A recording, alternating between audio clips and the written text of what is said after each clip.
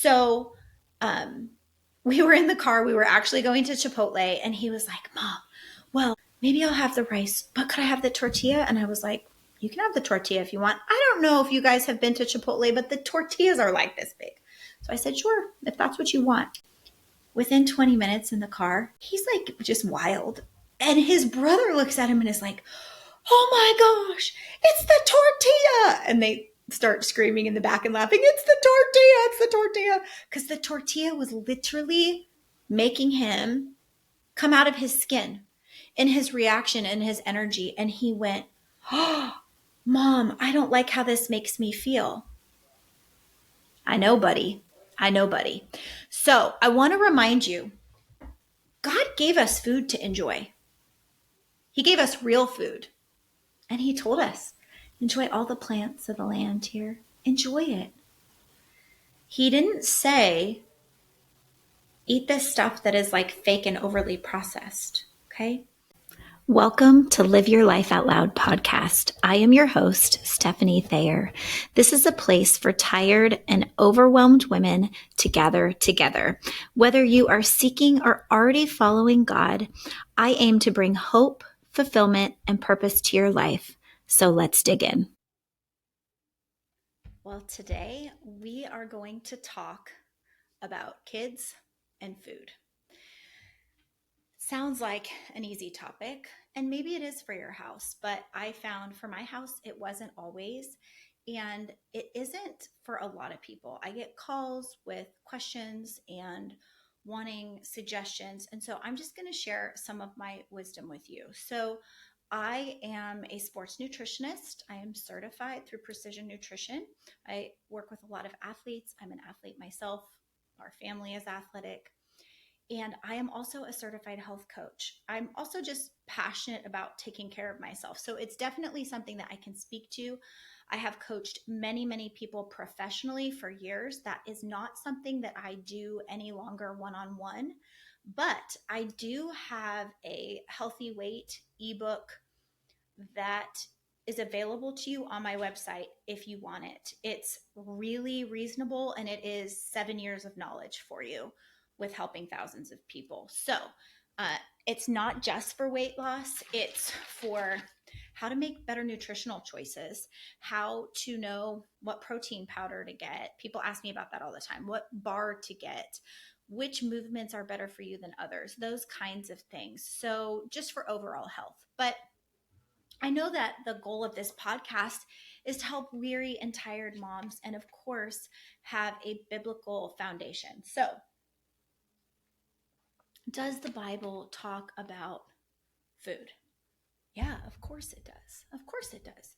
So, right near the beginning, actually, Genesis 1:29 says, then God said, I give you every seed-bearing plant on the face of the whole earth and every tree that has fruit with seed in it. They will be yours for food. Genesis 9:3 again says, everything that lives and moves about will be food for you. Just as I gave you the green plants, I now give you everything. And this is just a general statement on health right now in the Western culture with believers. I noticed that these are all generalizations, but most believers are really great about take care of your spiritual health, take care of your marriage, take care of your kids. And they're completely missing taking care of the physical vessel that they have. The Lord gave you your body on purpose. It's a temple to the Lord. Are you treating it like a temple to the Lord? There's a lot of things against us in American culture. If you're listening from another country, you probably have some better things going for you with your government and your food sources. And we'll talk about some of that. But so just remember that as a parent or an adult influence on a child, your decisions and how you take care of your body, how you eat makes a huge difference, and it will impact the things that your kids do. So you need to be aware of that. So with that said, we're going to talk about kiddos, and we're going to talk about them at different ages. So I'll start near the beginning. When they're toddlers, Obviously, I believe in breastfeeding. It's literally, I call it liquid gold, best thing you can give your kids. Um, it's such a beautiful miracle that God made it so that the mother can completely 100% provide for that baby. It's the most beautiful thing. And if no one's ever told you, it's not easy, it's hard. And so it's a commitment from the mama. But you know what? You're strong and you can do it. And it's the best gift you can give that baby. All those natural antibiotics, all that good, healthy fat, like it was how you were made to provide for them. What a sweet bonding experience as well. So I backed up a little bit. I guess I started with the babies. So when you get to the toddler years, one of the things that I started doing kind of by accident, because my kids really enjoyed going to their Grammy's house, and she had an English tea garden. And so they would just play in the dirt with her all the time, and they would get all dirty, and they just were thrilled, and they wanted, the watering can and all the different things. And I thought, okay. And I'll be honest, I do not have a green thumb. If you give me a house plant, I'll probably kill it. So I had to make a conscious commitment about starting a vegetable garden. And it's something we did for many years. And at first it was very simple. And then it got more advanced. And I called some friends that were master gardeners. And then I started doing it from seed. And then we started doing fun ones like purple cauliflower and white carrots. What happened is I would have the kids out with me. So we probably started this when they were 2 and 3, and we did it probably till they were 10 and 12. We had a really bad drought where we lived for a few years. And so we actually stopped because we just felt like it wasn't the most efficient use of water. But so sometimes they would be out helping. Sometimes they'd just be playing by the vegetable boxes, the produce boxes. But what started happening was anything that was ripe, they would pull right off the vine, right off the plant, pop in their mouth. So all of a sudden they're eating beans, they're eating tomatoes, they're eating bell peppers like they're apples. They are eating the carrots right out of the ground. I know, whatever. A little dirt is good for you, you guys. Actually being too clean all the time does not help your immune system. So yes, they would find the tomato, whatever the things are. They look like caterpillars and they got the horns on them that would be in the tomato plant. And I would scream and they would kill them for me and throw them. And they thought it was funny. So having boys was fun. But it gave them a love for all these vegetables that honestly, if I would have put on their plate in the house, they would not have been interested in. But because it was outside and it was so cool and they got to see, like sometimes I would tell them, oh, don't pull it yet. It's not ready. Right. And cucumbers, they would just eat them straight. And then eventually we did potatoes, which are really fun. The melons would have to come inside, obviously, but we had a really good time with it. And then we only started with a summer garden, and then eventually we expanded. They realized we could come inside and we could turn all of that into salsa. We started doing a fall and a spring garden, which allowed for the lettuces and the kales and squash and all of that. So it's a really wonderful experience for your kids, but it also gets them eating good things that are going to benefit their body. The next thing I will say, and this is for all ages, they want convenience. We want convenience. So what you put out easily accessible on the counter or in front of them is likely to be taken. So I had a Lazy Susan for a long time, which is, if you don't know, it has like something that you set it on and a few different trays, and it could turn. And so I would put nuts in there, raw nuts, and I would put up sliced veggies and usually one fruit, because of course they're going to go to the fruit first. And fruit is great for you. But just as a general rule, you should be having 3 times the amount of vegetables to fruits. So if you've had 5 pieces of fruit today, I'm going to ask you, have you had 15 servings of vegetables? Which, by the way, would be excessive. But yes, I'd love to see you have 5 to 6 servings of vegetables in a day. A fist size would be a serving, and 1 or 2 pieces of fruit. That would be really good for you. By the way, it will also fill you up more. Kids need a lot more calories as they're growing. Obviously, a little one is not going to eat as much as a big one, but if you have teenagers and they're boys, they are literally going to eat 3 dinners. We joke and call it dinner 1, 2, and 3 because that is the reality. And they need those calories. That for the most part, they are moving. And if your kids are not moving, kick them out of the house, just, into the backyard, front yard, park, whatever, and have them get moving. It's one of the best things that they can do for their mental health, for their focus in the classroom, just for sleeping well, for quality of life. Same for you, by the way. All these tips I'm giving are good for all humans. um, so that was a big game changer. And also, when they're little, if you stick out like cut veggies and there's a dip, they're all in. Now, they may use the same piece of celery like 4 times and get a whole bunch of dip and not really eat the celery, but eventually you can say, I need you to eat that piece before you have some more dip. And sure enough, they learn, okay, that's a reward here. I also want to point out that when I said we go to least resistance of food choices and that kind of thing, it's really easy to take packaged food. Packaged food has a high process rate just for the packaging, and then we'll talk about the food itself, but that's very expensive. I bought 8 bananas yesterday for $1.56. Of course, I can't say the same for some of the other fruits, right? That's a very inexpensive one. There is no way you could tell me that there is a snack you can give your child that's about 100 calories, full of potassium, all kinds of good vitamins and minerals, that costs 20 cents. You just can't. It doesn't exist. Give your kid a banana. Give them fresh produce. So we will go through how to be budget friendly, because I think that's a big concern for a lot of people. But I want to talk about the processed foods for a little bit. This is very specific to Western cultures. So I didn't realize when I was a child and I went to Italy how amazing the food was. I mean, I knew it was going to be good, but I didn't understand why there was a difference. So Europe does not allow genetically modified produce, period. Italy, they take fresh ingredients and they make things from scratch. There's a profound difference in the way it tastes. There's also a profound difference in what it does internally to your body.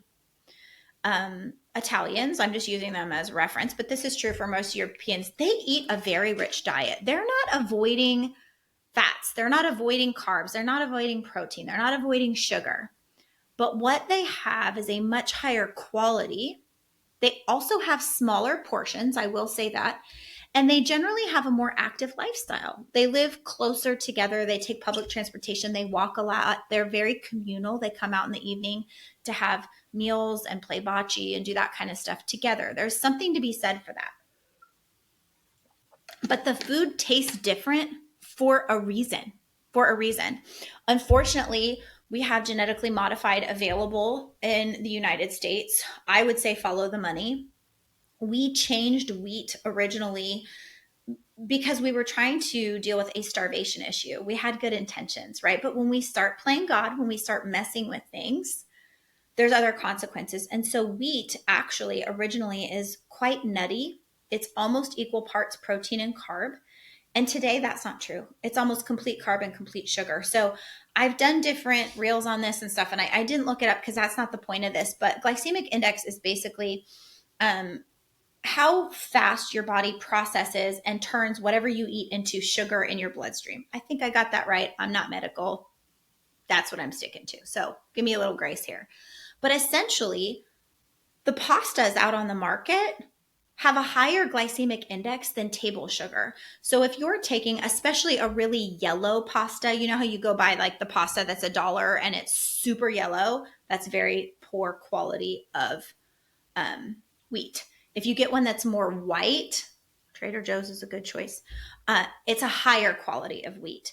But you're essentially making a bowl of pasta and sitting it in front of your child, and it's going to have a blood sugar reaction in their body that is higher than giving them a bowl of sugar.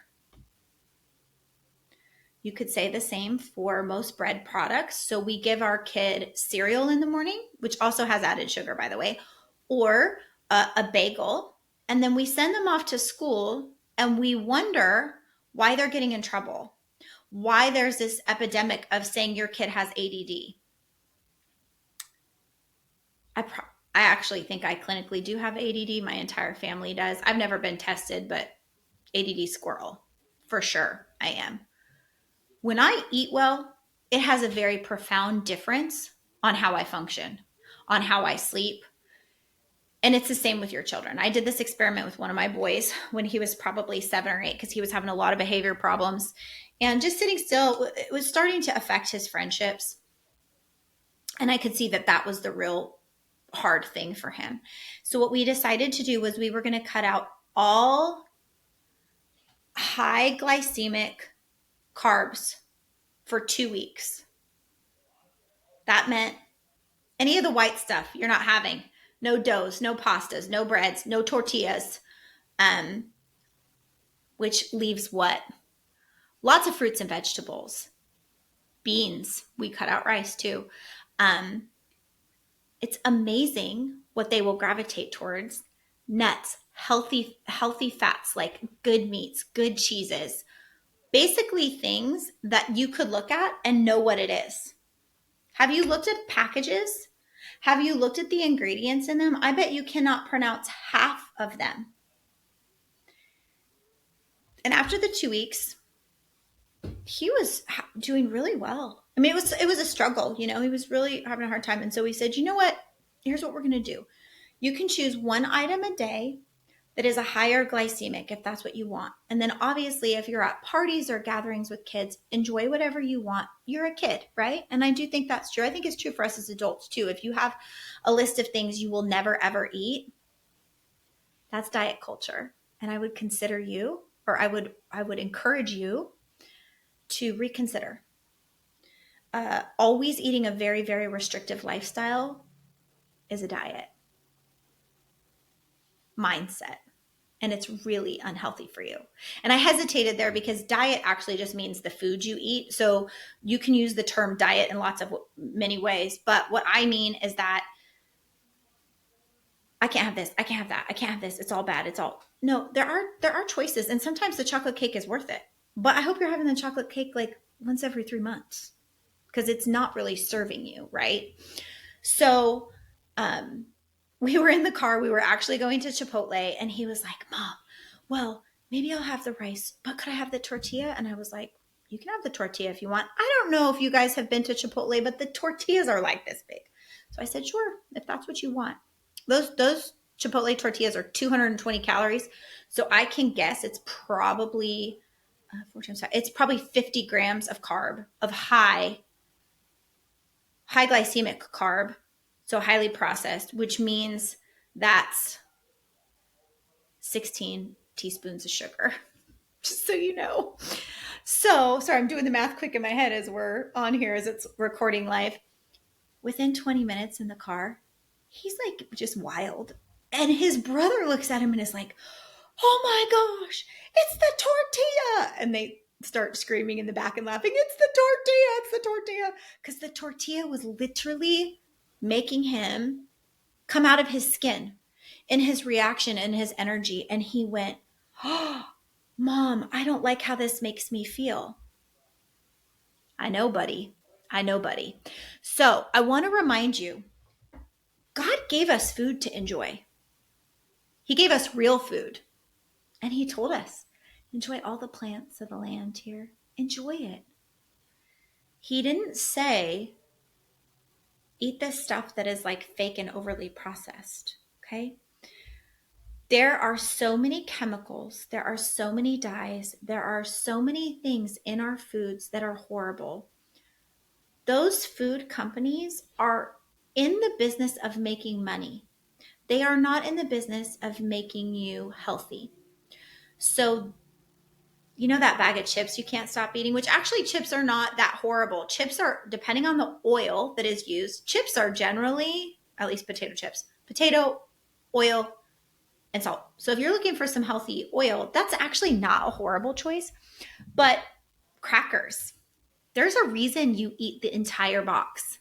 They have chemicals on the crackers that make you not feel satisfied, that make you desire more of it. I'm not kidding.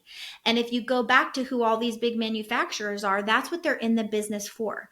They're not there to make you healthy. And honestly, look at the track record in America. About 1985, we had the same longevity as all of the other first world countries. And then we have slowly and tragically gone off. And it also correlates with our obesity rate. So, what you do, your children will likely do. Be that example. What is in your house? That doesn't mean you have to get rid of everything. If you're going to have the pastas and the breads, I recommend having a good healthy fat and a protein with it. So if you have the pizza, all of a sudden it's not going to have the same sugar reaction in your child's body or in your body, because it also has fat and protein to kind of neutralize, I'm simplifying science, what it does to your body. Now, pizza is generally very high fat and nobody eats one slice, and one slice would be your serving size. So keep that in mind, but it doesn't mean that you can't ever have pizza, right? So where we go and look for some of these really cheap things and we are like, oh, it's fine, it's not fine. And we're setting our kids up to have a hard day. We're setting ourselves up to have a hard day. I want to talk a little bit about teens and preteens. So I got a call one day about they have a preteen, and they said, hey, how do you handle your kids and if they want to eat later at night? I'm like, are they hungry? Yeah. I'm like, I let them eat. I always say, and this, because this is a struggle in my house, every house is a little different. I always say, make sure you grab a protein, because my kids are the same. They'll grab, a whole thing of grapes, or they're going to grab three, they want to package stuff, an applesauce, a Rice Krispie treat, and a bar, right? Because they're lazy. I always say, make sure you have a protein. And I know that because proteins are so good for their muscle. It makes you feel full longer. It'll counteract whatever crazy thing they're going to have. And yes, I do think you should let your kids have sugar. Should they have an excess of sugar? No, but they are children. And just like I was saying about the cake and you earlier, they also should be able to enjoy food, right? If you're letting your kid have Kool-Aid all day, there's a problem. They're also probably going to rot out their teeth, but you're going to have lots of issues with that. And so I said, well, tell me about dinner. Oh yeah, we usually have dinner. I'm like, what time is dinner? Oh, dinner is like 5 or 6. I said, okay, well, what time is this that the child is wanting food? About 10 o'clock or 11 o'clock at night. Okay, I know some of you are horrified. They're a homeschool family. Homeschool families, we don't go to bed early, okay? It's just a thing. And honestly, when you have teenagers, their circadian rhythm actually changes. It's almost impossible for them to go to bed before 11 o'clock at night. So keep that in mind. Realistically, your teenager, whether they tell you or not, they're probably going to bed between 11 o'clock and 1 a.m. And they really shouldn't have to wake up and be functioning till 8:30 or 9, which I know is almost impossible for most of the school systems. I'm just telling you what the science says. So I said to her, well, that's perfectly fine. I mean, you had dinner in theory 5 or 6 hours ago. If he's hungry, what kind of things does he go for? And I think she said, oh, he likes to make a quesadilla. I'm like, that's great, right? He has the tortilla, but there's some cheese in there. I'm like, maybe he could add a little bit of chicken or turkey or something. And she goes, that's a great idea. She goes, my husband doesn't want him to at all. He thinks he shouldn't eat. But my husband has a habit of having a very large meal at dinner. So a lot of us, me included, were taught you eat everything on your plate and you only eat 3 times a day. Was that right or wrong? You get to make the rules in your house. I will tell you, from a nutrition and health standpoint, it's not great. You should graze all day long. You should be eating every 2 to 3 hours, little bits all throughout the day. Now, the reality of that and making that happen, it may not be realistic for your household, but your kid is definitely going to be hungry 5 hours later, and they should be able to eat. And I think you have to be really careful locking down the kitchen, because this child wasn't allowed to go in the kitchen at all. You start to create some unhealthy things around food. Now, if you have a child that didn't eat their dinner and they were picking at it, and then they come down a few hours later and they tell you you're hungry, obviously go eat the plate of food that was for dinner. I'm not encouraging that your kid kind of runs amok and does whatever they want food wise, but I'm saying let's rethink maybe some of the rules or some of the things that we've done, and why have we done them. Okay, here's another example, and I hear this a lot with coaching women. My mom, my dad, they looked at me and they were like, you're starting to gain weight. And so they would literally put a weight loss shake in front of me. and tell me to eat that. And some of the examples I've heard are more subtle than that, but the kid gets the message. I'm fat. That's what you're telling me. You're telling me I'm not lovable. You're telling me I'm a problem. The problems that you will create for your child are massive because I see them. I have seen many of them. So, what can you do if you are concerned about your child's behavior around food, around their weight, around their size? And we're mostly talking in the older years. Okay. What is in the house? What foods are in the house? You are in charge of providing what is in the house, what's allowed, what's not allowed. So if you're telling me they're eating Starbursts all day long, how are they getting the Starbursts? And if they're old enough to be driving and doing all that, where are they getting the money to be buying the Starbursts? And maybe the suggestion is, oh, are you going to have your nightly Starburst? I know they're your favorite. Why don't you come join me? I was just going to have a little snack. I was going to roll up some lunch meat and have a bite. You want to have a couple bites with me? So you're not telling them not to have the Starburst. You're also leading by example. And that's the next point. How are you eating? I know a lot of parents where I've heard these stories where the parent didn't have a weight issue and the parent ate like garbage. And then they had a child that had a different body, had a different metabolism. And the parent was being a horrible example and then telling the child to eat in a different way. Mamas, this one's specifically for you. The things you say to yourself about your body, your children, especially your little girls and your teen girls, they're picking up on. I can't wear a two-piece bathing suit. I'm not confident. Oh, I don't like the way I look. I feel so fat today. Oh, I gained a couple of pounds. Oh, no, I'm going to skip dinner, because I'm just trying to lose a little bit. What are you teaching your child with all of those statements? I encourage you, and it is not easy.